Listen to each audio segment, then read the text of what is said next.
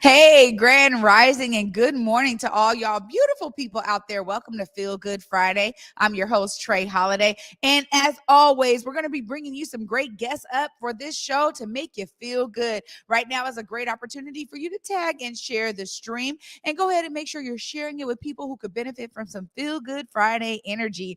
We're going to actually start the top of the show off today with an amazing feel good story. My good friends and family over at Africatown Community Land Trust are finally doing the groundbreaking for Africatown Plaza. And I am so elated about this, you guys. It has taken years to get to this point. And honestly, it's a lot of hard work and due diligence by the team over there at ACLT. I got to give a big shout out to my guy, Momar Hermanstein, who's been the helm, really the captain of these real estate deals that are coming out of ACLT. And he stays in the background, but I got to give him a major shout out today because I know it's really his due diligence that is helping him bring the funding to this and make sure that people are going to be able to celebrate this amazing groundbreaking tomorrow, 12 to 2. Also, as always, got to give a real sincere, deep appreciation and love for my brother in community, King Garrett, KY King Garrett himself, who is always working hard to make sure that these deals happen and to really build up Africatown Community Land Trust as a community leading developer right here. And, honestly, it's so great because working with them both, I really have a firm understanding of how they do business, how they work well together, and how the two of them really bring these projects to light. There's so many more development projects that ACLT has embarked on since I was working with them, and it's a beautiful thing to see them. Now they got Africatown Plaza as the groundbreaking right there on 23rd and Spring. They will be having a small ceremony for those who can attend in person, but they also will have it online, so you guys can feel free to join the stream. Salman is putting the link right there in the comments for you guys to be able to register to attend online, so you guys get that information into your inbox. And you know what? Again, just kudos to everybody. It's such a team effort over there, as is with any kind of Black-led organization. It is so many people that are working together behind the scenes to make things happen. And I want to make a note here. Some of you may not realize that there's people behind the scenes that every single day, nonstop, 24 hours a day, 7 days a week, we hardly get time for our families, time for ourselves. We have to really carve out that time because we care. We inherently care about the status of our communities. We care about creating thriving communities. And I know so many people that I've been connected with in Black-led organizing and organizing from those of the global majority, non-white organizing. I can say that I personally have relationships in this space that make me say, you know what? I'm so thankful that I am friends with a lot of these folks. Got to give a good shout out to my friends over at White Center CDA doing it over there. There is some amazing work happening. We talked about RBAC earlier in the week, doing it out there in Rainier Beach. There's just some great groups that I have been able to witness that are doing this work behind the scenes. And oftentimes it is a thankless job. Let's just be real here. A lot of community members, they want to complain about certain things. Maybe they don't understand how things are working, but you got to know that people's hearts are always in the right place to bring these development projects to community. And we're seeing them on the rise. So I just love being able to celebrate this moment right now. Tomorrow, 12 to 2, Africatown Plaza groundbreaking, an amazing project that is really centering the voices of community and again working to disrupt gentrification. So shout out to my family over there at ACLT. Great work, you guys, and I'm excited that you guys will be having this groundbreaking tomorrow. All right, now we are gonna continue the show. I am really excited because we have several guests on, so you guys can tell I'm talking really fast on this Feel Good Friday because we got Alfred White coming up next. He's going to be talking to us about the League of Extraordinary People, and he's an amazing person who's going to bring us some great information after this short break. Later in the show, I get to bring up Eric Calligraphy, my brother, and my sister Takiyah Palmer. They'll be here talking about the Beloved campaign. And of course, we got to tap in with TDUB for Art of the Matter. So stay tuned, you guys. You're watching Feel Good Friday.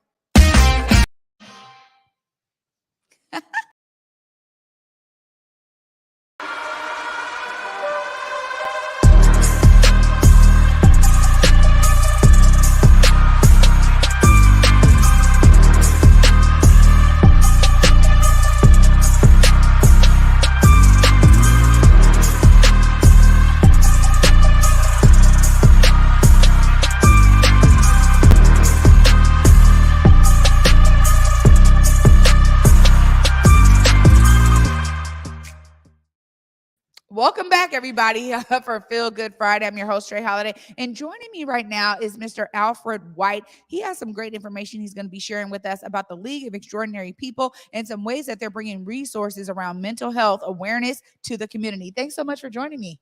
How you doing, Trey? I'm doing well. You know, I have been able to see your presentation, and you really talk so much about your history, your background that really brought you into all of this. Share with the audience a little bit about how your background and how you understood certain things around your own health that now have you working in this mental health arena. So, taking me back, in 2004, I swallowed a quarter ounce of crack cocaine, right? And died and was paralyzed, right? And so, and then I went to Union Gospel Mission, and I stayed at Union Gospel Mission for 18 months. And I ended up actually contracting cancer in 2018. So the question had always been to me, if alcohol and drugs was the answer in my life, what was the question, right? So the League of Extraordinary People came out of, we needed culturally responsive, trauma-informed care approach to address healthcare, because public health is actually not good for Black people. See, we don't understand our physiology, because ACE is adverse childhood experiences and adverse babyhood experiences. And then we have another situation called intergenerational trauma and developmental trauma. And then you look at the social and economic community, and then you wonder why. Well, we never had the money. We never had the homes. There's always been mold. There's always been something. And see, people don't understand that this is a setup. And so we're looking at social problems through social lens. And so where do you hide something from somebody? Right in front of them, right? This is a human rights issue here, right? Adverse childhood experiences, and so actually adverse childhood experiences, adverse babyhood experiences is actually the research for reparations. It compromised our physiology. So in actuality, our autonomic nervous system has been dysregulated. And so we need a totally different approach. We still stuck in the basement in our survival brain. Wow. Well, this is something that you really pulled together, and you've been doing a lot of work on this now for several years and bringing it to the community. Why is it important for you to make sure that people are waking up to these truths so that they can take back their own health and wellness when we talk about the physiology of the body and the state of our mental health? Because you're going to doctors that are medicine doctors. You need to see a functional medicine doctor, okay? And so Black people can't afford a functional medicine doctor because you got to pay out your pocket. So the wealth gap, and then we're not getting livable wages and the right jobs. And then, when you come out of college, you don't even get an internship being Black. So the whole public education thing, I represent resiliency, first of all, right? As a Black man, I left home at 13, because there was no connection at home, but now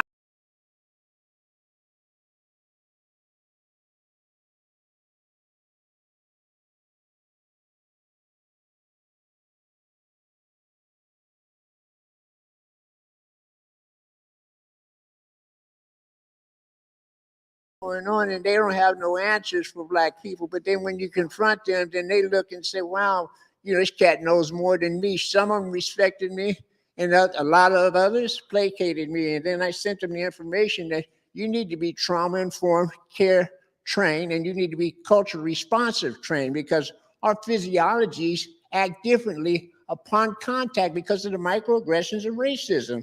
And so in Seattle, we got a problem. But the problem is approaching mental health care. We don't have mental health problems. We got a problem with which is called our core. And so it's our core regulating networks. When we was a child, our HPA, our five senses. So there was no attunement. And the reason why there was no attunement, because of our social and economic conditions. We with first 1,000 days before a child is born up to the age of 3, a lot of them are living in complete terror. And so this stuff and the APA's complicity in racism and all the policies and procedures, that's not on breaking news. Yeah. And so how we solve our homelessness situation is called a bottom-up approach. And so you do that through addressing the traumatized brain. You do that through mindfulness awareness. You definitely do somatic experiencing. and you use a polyvagal theory. Because it's just like a transmission on a car. We only have 3 states. We're mammalian. We evolved from reptilian. So we're a different type of mammalian. And so they've been programming us with frequencies and algorithms. Everything and all the science and people like Brian Scott, Joe Dispenza, if you just research and read, we're spiritual people in fleshly bodies. Yeah, this is something that's so interesting because I think I'm really starting to see people awaken to some of these truths that you're speaking about here, Mr. White. And, one of the things that you brought to light too was so much of this is about how we eat. And I really appreciated that because you were talking about the difference between us consuming organic vegetables and materials versus the ones that are non-organic. And we need to be able to wake up to those truths as well. Yeah. How important is our diet in all of that you're speaking about? That's key. So as a black man, and been on the streets, stayed 38 years, smoked crack, shot heroin, did all that stuff, went back to school, and you know what I mean, and got my master's degree. I still can't even, as a black man, there's no funding available. You understand what I'm saying? And so trying to bring this information to the community that diet and breathing is what's needed in order, I mean, breath and just diet, just eating green, because what has happened is that a lot of our people have been compromised to the pesticides that farmers put on the food that we eat. Mm-hmm. So organically, I eat dandelions. I mean, stuff that I thought was way out, right? Yeah. I'm dandelions, sea moss. I'm doing everything. I'm making green drinks. I got a juicer. I only eat organic and only certain stuff. And I read labels, and don't eat. So I don't do dairy. I don't do none of that stuff. So if you got a chronic illness and you're going through panic attacks or you're going through anything related to trauma, we got a couple programs. We got a couple programs for you. Okay. And the first one is called Learn Your Value, and the other one is Nurture Your Resilience. But we're taking it from a physiological point. It's like having a Tesla, right? And you got to take it to the shop, but now you got the Tesla. See, they gave us a Tesla, but we didn't even know it was a Tesla, right? And then we never got the book because what's happening is we don't get the pre and perinatal information and education that people should get before they even have children. Yeah. I mean, this is.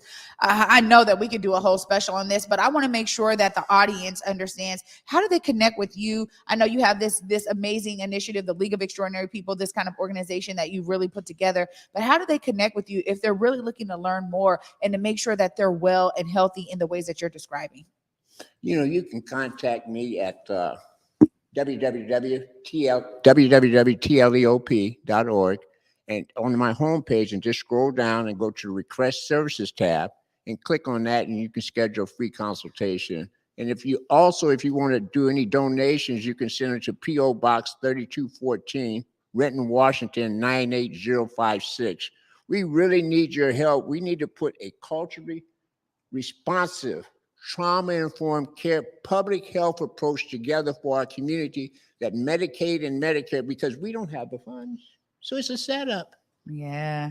Thank you so much, Mr. White. This is definitely extraordinary information, and it's so necessary in our community. And I appreciate you being a champion and really bringing your lived experience to bear so all of us can learn from it. I just appreciate you for joining me today on Feel Good Friday. You're giving me some feel good energy with all this amazing information, and congratulations to you and all of your recovery in the ways that you have literally turned things around to get your master's, to have been out there on the streets. You're really bringing lived experience to bear, and we so appreciate you for it.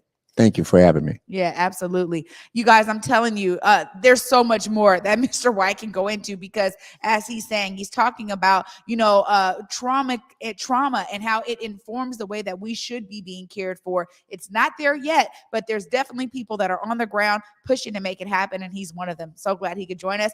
After this short break, I get to tap in with my girl TDUB, our art queen of Converge, right here on the Feel Good Friday show. We're going to be digging into Art of the Matter once again. You guys stay tuned. You're watching Feel Good Friday.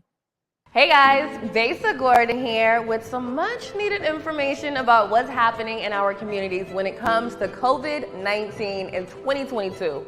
Omicron is actually the latest COVID-19 variant and honestly is hitting our local communities and hospitals pretty hard. You can help out by 1, making sure you are vaccinated, 2, making sure you have your booster, and 3, simply masking up. As we learn more about COVID-19, we're also learning more about how the vaccine works best. A booster shot 2 to 5 months after your COVID-19 vaccine significantly improves protection against COVID and its many variants. If you need a COVID-19 vaccine or a booster, there are free options for transportation and childcare that are available. To learn more about all of your options and where you can get your booster shot, go to kingcounty.gov/COVID/vaccine.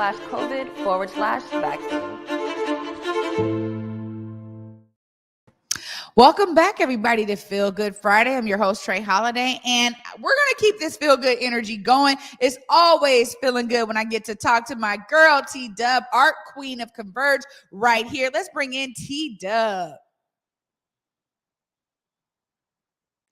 There you are, my friend. How are you?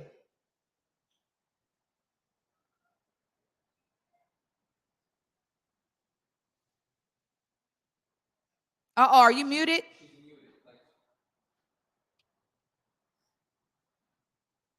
Darn. Let's start that again. You got me? All right. It's breaking up. It was breaking up a little bit, but we got you, I think.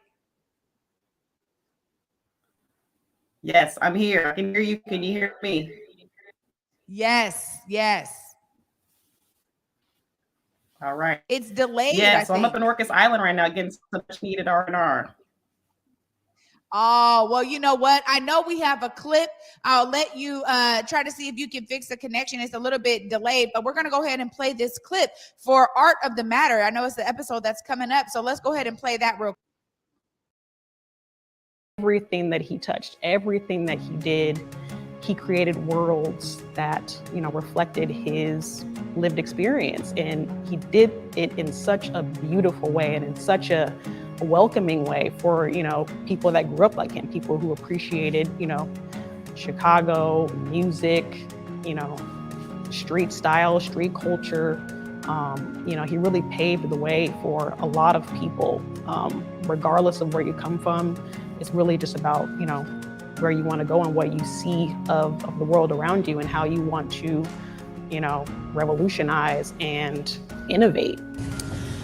So we just left the Virgil exhibit. We are now rushing back to our bags to get to our train, to our plane, home back to Seattle. But I just had to check in really quick while the energy is high. I am so excited that we got to make this mission come true.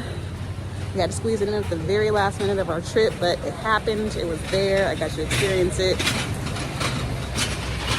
And it was absolutely beautiful. Everything I could have imagined and more. And so happy that Virgil was a part of my lived experience. Like, my partner and I, Kayla, were just talking about how he didn't hold back. He had access to some of the highest craftsmanship when it comes to fashion in the world, and he brought us with him, and for that I am forever grateful. I have no doubt that his legacy will be imprinted on everything we do much further than well after he's gone. And yeah, it was just an amazing experience to actually touch and to feel his influence is something that I will cherish for a very long time. So running to the airport, but had to check in and say thank you, Virgil. Thank you for everything, and let's just keep going. Let's keep doing it. There it is. Let's keep going. Let's keep doing it. TDUB, I think that out there in Orcas Island, we are having a bad connection, but I'm glad that we were able to show that clip. And, as always, every time TDUB is on, I'm sure that over there, TDUB is looking good and feeling good. For those of you that are looking to connect with Art of the Matter, that is on Mondays. Please make sure you guys are checking the lineup at Converge Media, whereweconverge.com, so you guys can stay tuned in to the amazing work that TDUB is doing. Thank you so much, TDUB. Enjoy your time over there. I know it's a choppy connection, so it's a little bit hard. I hope you can hear me. Sending you love, my friend. After this short break, you guys, I get to bring up next Dun, dun, dun, dun. We got, you got it, someone? Okay. We got our guy, Eric Calligraphy, yeah? He's finding it. There it is. Great photo of my brother. He's coming up next. We're going to be talking about the Beloved campaign. There's so much work that Eric has been doing, and you guys have been hearing us talk about this. Omari has mentioned it several times, and honestly, there's a lot of people that are behind the scenes, but this is really a brainchild of our brother right here, one of our Converge Media firsts. So I get to bring him on set with me after this short break. Stay tuned. You're watching Feel Good Friday. Hey guys, Besa Gordon here, and before heading to Belize, Trae Holiday and I had to make sure we linked up with our good friends over at Market Street Shoes to, of course, grab a few things for the trip.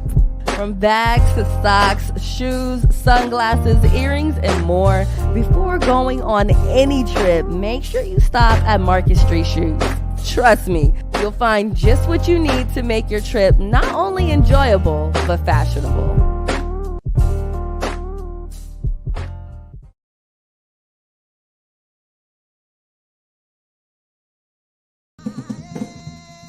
In the depths of Belize, the travelers come across the waters, harvesting with their hands, learning of resilience rooted deep in the lands, culture thriving like a fire ablaze, sizzling with a pop and a chop, sharing its ways. Knowledge simmers and grinds into the hearts and minds, cutting away from the surface stories and colonial lies, boiling it down, breaking its shell as the truth pours out and gets plated collectively with love, spooned into bowls, feeding the soul.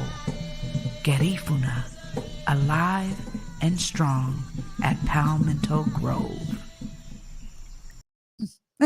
Welcome back, everybody. We're having a good old time. I'm gonna tell you right now, because family's in the building, and this is my bro right here, straight fam. My guy Eric Calligraphy, man. You're one of the co-founders here of Converge, man. So we love when you come on. You always bring in feel good energy, my friend. Good morning. Hey, hello. I'm feeling great, and you're looking great. I gotta say, you know, TDUB would be very proud because TDUB is always like, "Hey, gotta look good, feel good." You're doing it, brother. Well, you know, if we got to come on Converge, we got to match your energy. Once again, I will state this. I have not seen you wear the same outfit twice. Well, there we go. I've known you for 20 years. Yeah, there we go. You know, it's about the blends, man. You got to make it all blend together. So thank you, bro. Coordinate.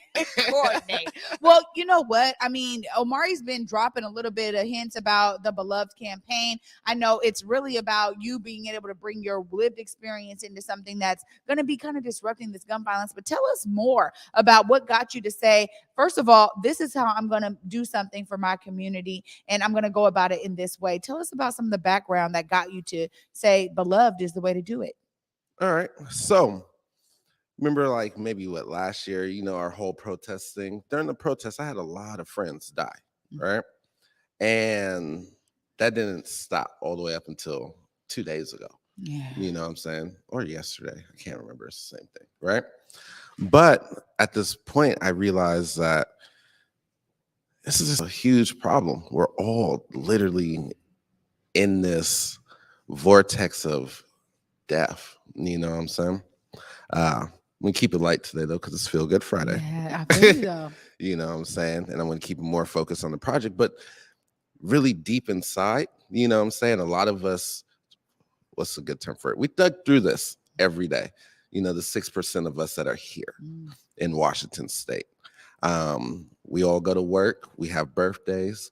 We live our lives. And some of those mornings start off with funerals. Some of those nights end with candlelights. You know what I'm saying? And somehow we still make it through. The reason why I decided to create this project along with Luther Lish, all right? It's because it's time to do something. You know, we try a lot of things to end gun violence, but it's time to center it around us, what we need. Nobody ever asks us, what do you need when you lose somebody? What do I need when I lose somebody? You know, we just go ahead and huddle together as Black folks, and this is us, inclusive. There's nobody on the outside that's like, oh my God, this is a tragedy, right? We're just numbers everywhere else. It's the matrix out here. You know what I'm saying? Yeah, and that's basically the full reason why I started it. Well, I gotta say, I mean, we mentioned it several times just on like the morning update show, like, man, sending you love because we knew you knew a lot of people out there as we're looking at it from our own perspectives. And oftentimes, me and Omari talk about it too. You've seen us straight cry on air because it gets so sometimes overbearing when we realize like this is our community. These are people we know and love, people we grew up with. But we know that you have been really connected to this. And so we've talked about that over the time of like, people one thing after another, and oftentimes I gotta check with my brother, like, hold on, who was so and so, like, and he'll be like, oh, that was so and so's kid, and then I'm like, oh my gosh, the enormity of it. I think the way that it hits us, you're absolutely right that it's something that's shared in Black community pretty exclusively to a certain degree. And this is why, we're always encouraging and urging people in other cities in the county to care. And we saw with the data now, these shootings were not just centering around South King County or just Seattle. They were going all the way up north. They were hitting different neighborhoods. And so honestly, I think a lot more people are starting to pay attention to this. How have you kind of seen this kind of swell of people being like, but yeah, something needs to be done? Well, it's just progressing over time. You and I both remember a Seattle that had gun violence, but we weren't losing 4 or 5 people in a week. Yeah. You know what I'm saying? We were seeing more hand fights than gunshots, right? We weren't waking up every morning and going, man, who passed today? And now it's something that I do every day. I wake up and I go, let me get my 10, 15 minutes no phone time before, business happens. And then I check my Facebook, which is a horrible habit. To all y'all out there, do not check your Facebook in the morning. But it's always that first check. You'll see a RIP post. A lot of times, like, I know I have my stuff going on and the people that are around me. But every day I wake up and I look at one of my friends who might lose somebody that I didn't know, and then I click on the page and I go, man, we had 178 mutual friends, right? And just because I didn't know that person doesn't mean the 178 people that I know that we're mutual friends with aren't dealing with that loss. You know what I'm saying? We're starting to become real desensitized to it, and there has to be a different approach. We can't treat it like there isn't a cause behind it, like there isn't a reason behind it that's deeper than, oh, that guy is bad. Yeah. That guy had $1 and that guy had $1 and that guy wanted that $1, so he shot him for that $1, or a leather jacket if you know the history of the Blood of Crips, right? You know what I'm saying? There's so much more. It's really a public health crisis, you know what I'm saying, where we have things like poor environments, you know what I'm saying? We're born without any equity, you know what I'm saying? Any real opportunity to get a loan, to move forward. We get poor education system. As my brother was talking earlier, even our healthcare, he was like, we're not even taught how to treat ourselves when we're pregnant. You know what I'm saying? We don't get any prenatal education. Is that the word? Prenatal? I don't got no babies yet. That's right. You're right. But this is why it's a holistic approach. And so I love the fact that you were like, you know what? No, I'm not going to stand on the sidelines and just keep dealing with it the way that I've been dealing with it. And something you just said there that really struck me is that 178 friends, because then you got to reach out to them. You got to care for them. So it's a constant thing. It doesn't, even if you're right, if you don't personally know the person who is a victim of gun violence or something like that, you're still like, oh man, I got to check on my people because they knew them. I got to make sure they're good. One of the things that I experienced was, we lost somebody that was really key in community, man. Shout out to my big cousin Adi, like losing it and his son before him. That tragedy, the way that it hit my brother though, was like, I had to check in on my bro all the time because he was dealing with it in a way that was beyond what the rest of our family was dealing with it because of his personal connection. So I understand that 100%, that even though I had my own connection, right? Mhm. And just miss being able to see him when we were out in the streets. I mean, we grew up together as next door neighbors and didn't even know that we were family for such a long time. But these are the kind of stories you hear in Black community often. And the fact that we have to be there for other people is always still that work on us, right? That kind of that energy that's on us. What are some of the ways that you're bringing your lived experience to the approach of the Beloved campaign? All right. So I'll just take the example that you just said right here. Yeah. Lived experience. Adi, your big cousin, right? Adi, my big cousin. Yeah. You see that connection right there? Right? There we go. You know what I'm saying? Not just that we're from the same neighborhood, right? But I literally grew up with that man. You know what I'm saying? Him, his brothers, everybody, right? Yeah. You know what I'm saying? And that connection's deep, you know, right there. And that's can you re-ask the question one time? No, I was just saying how you bring that lived experience Okay, to the approach of the Beloved campaign. I had to reground myself for my statement. I know it. But that lived experience right there, you know what I'm saying? That's not the only experience we have. You know, I can literally probably name a whole nother name, just not from the neighborhood or from the neighborhood. And you'll go, man, I knew that person. Yeah. Or you'll go, man, that was my guy. Or that was my homegirl, right? Because it's not just men getting killed, right? It's women getting killed. We lost a few at the end of last year. You know what I'm saying? Big candlelights. You know what I'm saying? And now, just because of our culture, we like to send people off with a celebration, right? And we're celebrating their legacy, right? It's time for us to be able to turn around that legacy that they're here for now, right? And protect them so we don't have to fly balloons in the air and they can't see them. You know what I'm saying?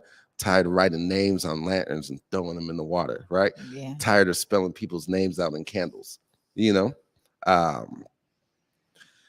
And that's just where it's at.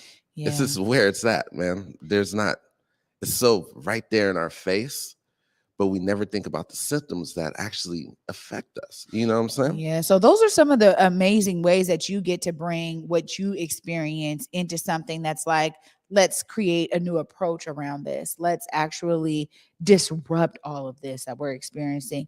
But you're doing it with an amazing team. You know, you gave a shout out to your partner there, but I know there's several folks. I've been able to just kind of glance at the calls when Omari's on. I'm like, oh my gosh, you know, there's a lot of people that have come to the table to say, let me be a part of this because it's important. Even if they're not a Black person that's experiencing it in the same ways that you are, but they have their own experience and they connect with it in a different way. How is it working with this conglomerate of folks to bring what they experience with you, because they're connected with you in some way, but how is it to work with this amazing group of people? Man, it's a family affair, man. So like it's a community project. Like I'd be a horrible person if I took responsibility for this whole project, right? Because it's not me, right? It's not just me. It's not just Takiyah. It's not just Luther. It's not just Prez, right? It's not just Converge, right? It's a whole, it's not creative justice. It's a whole community thing. And Takiyah will be up here to list all the partners because there is so many of them, right? Like I said, it's a family affair, and working with everybody has been absolutely amazing. You know what I'm saying? It's funny because we're learning that we actually have more power in our hands than we think we do. We actually can move things within our community with our own hands, right? And for a first time in a long time, I feel like we actually get to say what we need to say in our voice in the way that we get to approach it. You know, a lot of times, like me, I was an at-risk youth. It's no secret there. But throughout that, I remember the opportunities that I would try to go sign up for and being denied because I wasn't on the whole other end of the spectrum with a drug problem or with a child, right? So what that ended up forcing me to do is figuring out a way to survive instead of saying, oh, this guy, he's got his GED, He's kind of in college right now. He's homeless, so let's give him some help, right? Instead, they go, you don't have a baby. You're not on drugs. We can't do nothing for you. So now that pressure that's created in my life is I still got to pay for college, right? I still have to pay for the roof over my head. I'm still trying to figure out a way to move forward. But the only opportunity in front of me, in Jay-Z's words, are these white plates, you know? And I think that's a good PC way to say that. Well, no, and as you can tell, I'm in good spirits today because I'm really just happy to be alive, right? Yeah. You know, I'm happy to see your face. I'm happy to know that we're just sitting in front of legacy, right? And I'm also very happy to know that we're starting the conversation of change. That's what these last few years have been about. And we're really starting this conversation, man. Yeah. You know what? You're absolutely right. And I think that, you know, people do need to understand how powerful they are, particularly when we collectivize our voices.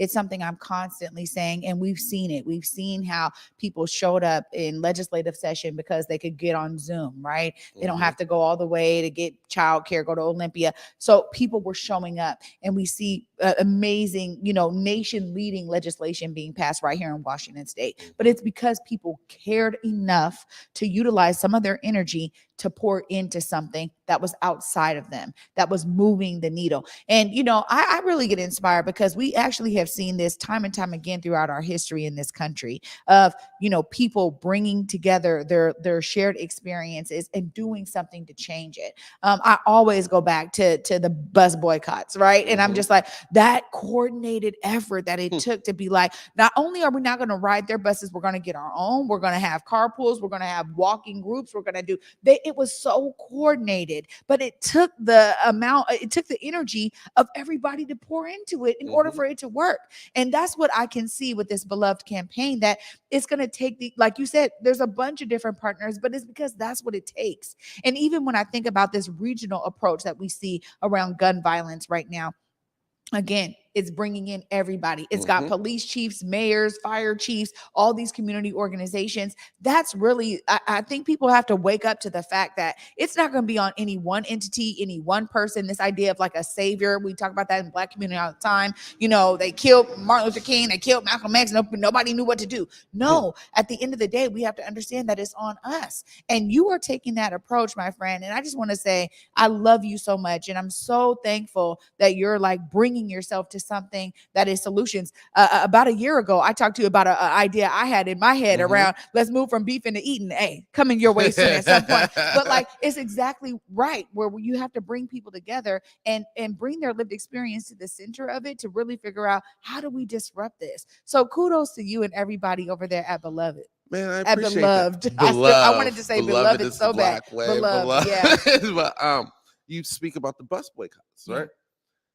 I love it. Took the whole community, the coordination, right? And I will always say it's sad that the government was like, cool, you know what? All this collective energy, we'll desegregate the buses, right? Yeah. Because if it gets past that, we'll even take it to 84, Philadelphia, the last city in America to bomb itself, right? Because of John Africa and his movement, right? So it's great we got the buses, right? But now we're trying to get past the point of just having buses, right? We don't want you to burn down our city, is what we're saying, right? We don't want you to drop a bomb on us, right? When we get this collective energy and start moving mountains, right? Because even in Washington, what are we, 6% once again, right? That would be the form of a mustard seed. True. That would be the form of a mustard seed. And if we begin to move this mountain, right? From what I'm seeing, this mountain that might actually be able to move and be placed in a place where we can stand tall and look from the mountaintops, right? We might be able to say, man, this baby got an opportunity, because it takes all of us, right? It takes that public health approach, right? It takes everything that's happening here, the love of Black media and the Black stories, you know what I'm saying? It takes even outside the Black community, because it's a Black and brown BIPOC POC thing, right? And then if you really get deeper, it's an everybody thing, you know what I'm saying? It goes into class, right? If you don't have this much income, right, you are forced to figure out a way to survive, right? And it's so easy to acquire a weapon, you know what I'm saying? Not just a gun. In the 40s, 50s, 60s, you had bats, sticks, guns, brass knuckles, slapjacks. You know, I come from that era where I was taught how to use a slapjack. Nobody should ever have a slapjack. They're big and anyway. But yeah. I agree. I think that the more we learn from our history, the more we're able to inform new decisions right now and create innovative and bold approaches. One of the things I've said here several times is when I look at the plight of society from an elder's perspective, right? Somebody like Dr. Mims, 94 years old. And I mention her name often because I get to have these intimate discussions with her that really share a different perspective for me that lets me know we're on the right track. You know, there are things that we're doing now, this beloved campaign, for instance, all of the work of all these amazing organizations to push for new legislation, policy, and advocating for, you know, community ownership of buildings like Africatown Plaza and this groundbreaking, all of that. The fact that somebody would be like, oh my gosh, we never even would have thought that we could have done that back in the day. We wouldn't even try that bold approach. We wouldn't even have stepped out in the ways that young folks are stepping out right now. And so again, I just want to give you kudos for stepping into this space, for bringing your lived experience into it, but really your love for the community, because I know that that's what's really resonating here. And before I let you go, I got to ask, what made you say, or, you know, the group say, we need to call this Beloved?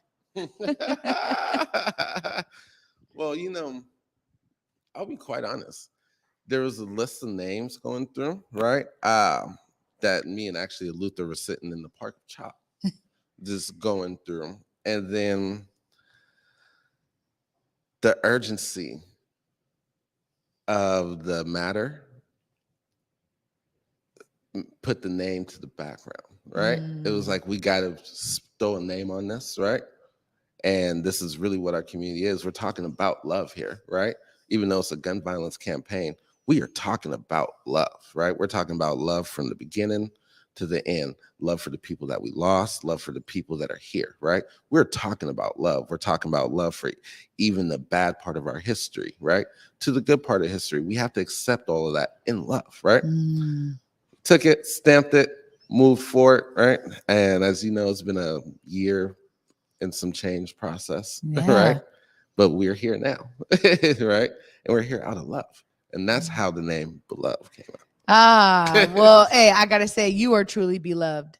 Yeah, absolutely. Eric, thank you so much for joining me today and giving us some background on Beloved campaign. I'm really looking forward to how you guys disrupt all this, how you guys are utilizing your lived experience and bringing people in the ways that you are through the relationships you have. I'm just really looking forward to seeing how this shapes up. And I'm excited because on the end of this break, I get to talk to Takiyah. Thank you so much for being with me. Oh, yeah, and you just wait for that call because you're involved. Hey, there we go. You know, I'm a phone call away. As you guys can tell, I mean, me and Eric could go all day because this is my brother and I love him. And you hear how infectious his laugh is. It's really elevating the energy around here. After this short break, as I said, I get to bring on Takiyah from Toy Box Consultant. She's going to tell us a little bit more about her perspectives on the Beloved campaign. Thank you so much for that, Salman. You guys stay tuned after this short break. You're watching Feel Good Friday.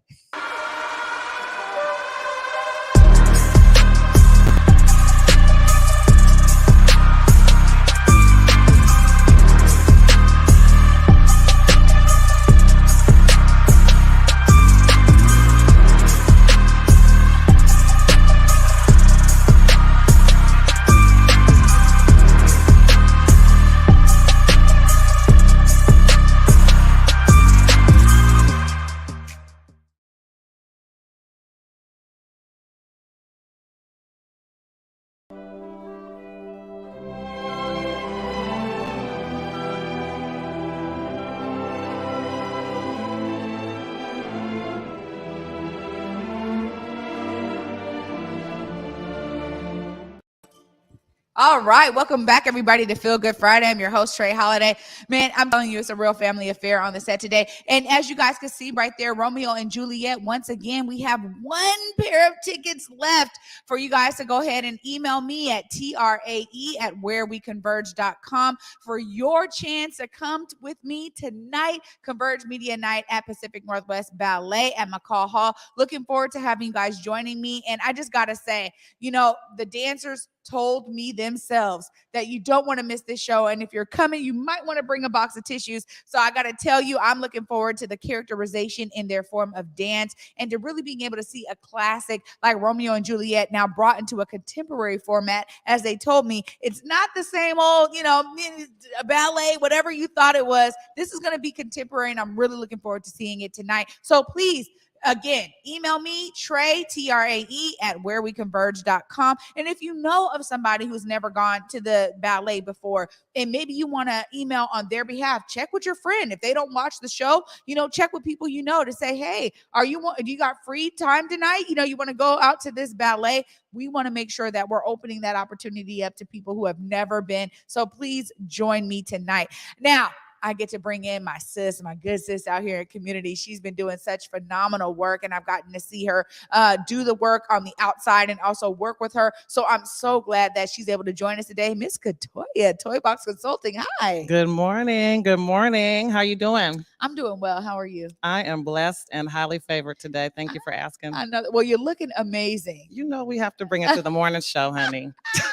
I love it. Well, I got to say that, you know, just speaking to Eric there a little bit about this campaign, it's clear that he was like, look, we need to bring people in. And I know you're one of the first calls he made. Tell us about what you're doing for Beloved campaign.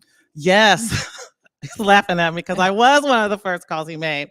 One of the last people to join up due to capacity because we were involved in what was a bigger project with King County Equity Now at that time, and capacity just was not there. I was coaching a couple teams and back involved with the Y. So Eric gave me a call, let me know, hey, I got this great thing going on with a woman that I've worked with in the past named Eleuthera. I had recognized Eleuthera's name from past work I'd done at the Y, and it's like, tell me what this is. What is Beloved? So he let me know that the concept is that, you know, we're getting ready to campaign and host a community involvement and community outreach and research project through multimedia level that gives us a true voice to activate our feelings around gun violence through the arts.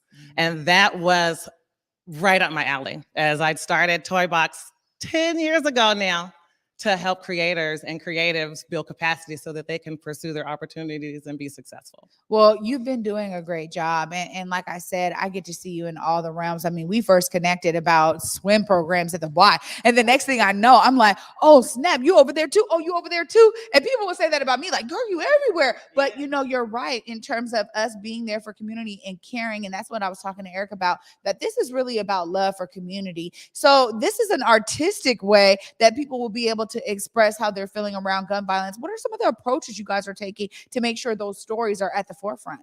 So yeah, the approaches, there are so many approaches. Like Eric said, this is, you know, I'll add on to his description of what Beloved is. We embedded this as Beloved King County. And so if you connect that with Beloved Martin Luther King County, then you have a whole nother, I don't know, you know, I'm Southern, so I got my twist of language, but a whole different way that we get to connect this project to community and understanding Dr. King's dream in the King County community, as we know is so important. And as we just finished living and experiencing our Martin Luther King season this year, some of the different approaches we are using, it's a digital campaign.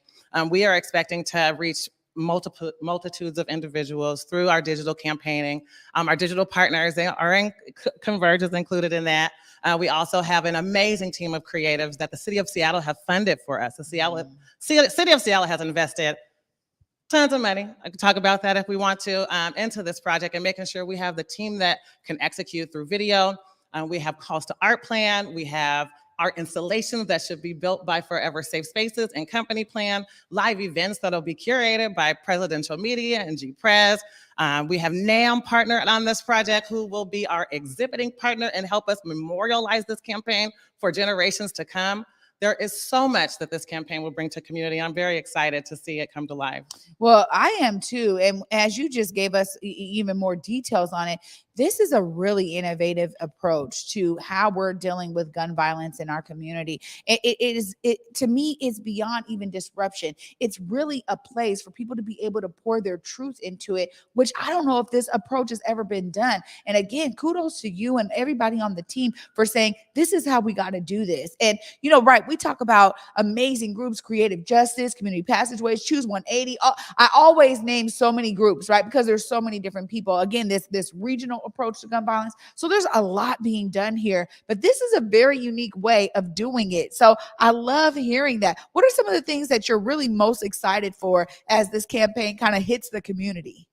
I am most excited to see it come to life. Being in the role of a line producer, this is my first, I market myself as a project manager. So I've had to wear a new hat of a producer for the first time. I usually help creatives, and now I am a part of the creative process. And I am most excited to see some of the life of the writing come, to see the interviews, which have turned into some beautiful research material at that. We held our first interviews at an Alive and Free training about, a week or two ago now.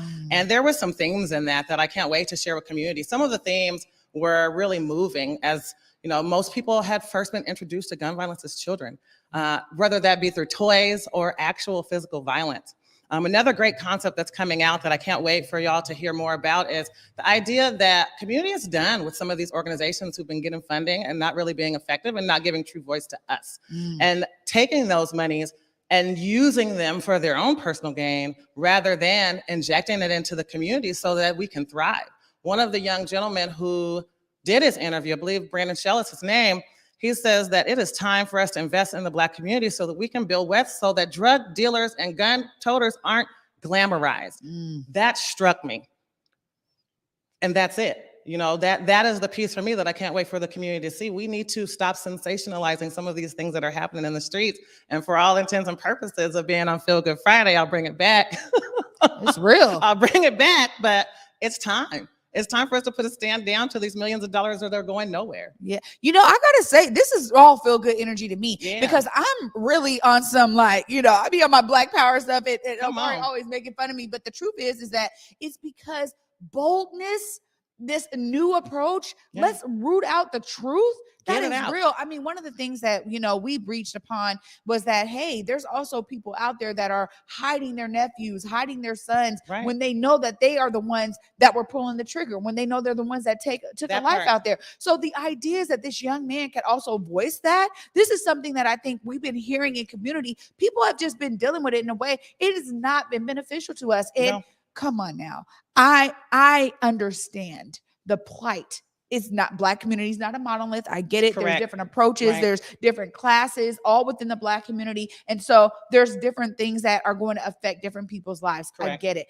But you hit the nail on the head for me when you talk about these organizations that have been getting millions of dollars, padding their pockets, doing these backdoor deals with their, with their friends. We got a contract coming up, but instead of really putting it out there to the community, they already know they're going to give it to their homie. All of this right here, Takiyah, you're speaking my language, right, friend? Can we get a sermon this morning? Yeah, I'm telling you, that's all feel good energy to me. Now he said you're going to go over this kind of list of partners. He gave us some. Tell us a little bit more about why it's important to be doing this approach in this collective manner with all these people that really are plugged into community in their own right, whether it's individuals or organizations. They've been doing work. And so I love to hear my brother G Prez's name because he's amazing when it comes to events. How has it been for you to work with some of these partners? Life-changing. I think as I think of the last couple of years and having been immersed in a world of working with predominantly Black or people of color groups, that is the most important thing. These, if we're going to have a movement like this, we have to create a collective voice, and that collective voice has to be ours. And just as you said, the Black community, we're not a monolith. And so until we can learn to embrace our own diversity and accept each other and be able to collaborate and walk in space together and walk in alignment together, then we're not going to be successful in any movement. And so it's so important in this movement and how I feel connected to this movement to be in alignment with these partners so that we can build a force. There are 200,000 plus African Americans in King County. There are 200,000 plus social media impressions on our partners. So the impact for me as the person who's driving the business behind the scenes and the marketing and the helping with storytelling and things like that is that we're going to reach every household with this campaign. And if we don't have the right voices at the table, then the message is not going to be heard. Yeah, absolutely. I agree with you 100%. So much of it is about trusted voices. And I think that that's something that we can really appreciate with this campaign in particular, and something that I'm looking forward to as you guys embark on this campaign. Tell us a little bit more of the logistics, like when are we can expect for some of this stuff to come out, and make sure you look right there and let people know how they can be connected. So, Beloved, we are hitting our soft launch right now. You can find us on Instagram at belovedkingcounty.com. Our Hope Corps contributors are collaborating currently and are going to bring this project creatively to life right in front of your eyes, from graphic arts creation to social media deployment to the launch of our website. So if you get in now and take a look, what you're going to see is our blank canvas, of which I'm very excited to have staged things that way strategically. Yeah, look at that. So get in now. Get to us at belovedkingcounty.com. That is going to be the beholder of all things Beloved. From there, we are going to be publishing through visuals, through Converge. We're going to be producing 4 special editions of the Facts newspaper to be distributed throughout community for the next 2 months. That is in partnership with the amazing Beaver family, as well as we'll include a column by Chardonnay Beaver, Wild by Char, and a special feature of restorative articles. From there, the South Seattle Emerald is going to amplify those messages to community. So for those of you who aren't familiar with the Facts, you should be. But for those of you in the South End who are trying to stay connected, we have our friends at South Seattle Emerald to help out. We will host 4 town halls right here on Converge for you that will encompass many of our stakeholders, as well as this conglomeration of creatives. Through Creative Justice, we have I Am Shamel, who is a teaching artist, who's going to lead some of our youth who are, I hate the term at risk, but Eric used it. I'm just going to piggyback off you and help some of these young people connect their lives through art to the storytelling of gun violence through our 4 phases. We're going to cover in the campaign the problem, which I can communicate as a thesis statement to the best of my ability. Then we're going to talk about the history, talk about solutions, which will then encompass the regional approach to gun violence from our Regional Peacekeepers Collective, as well as end the project with the Beloved community, where we'll re-envision what it looks like to have a world without gun violence, as many of us have never, ever had that life. Now we get to idealize what it is. What is your world without gun violence? We're going to figure it out through arts submissions as well that will be curated by Forever Safe Spaces. And we have a little bit of a surprise that I can't announce yet from presidential media, but once we get that up and going, I hope that you will all be very excited to see what is a little mobility, if you know his role in the campaign. So I believe I touched everybody. Most importantly, where we think about funding, I will say that the city of Seattle has invested in us.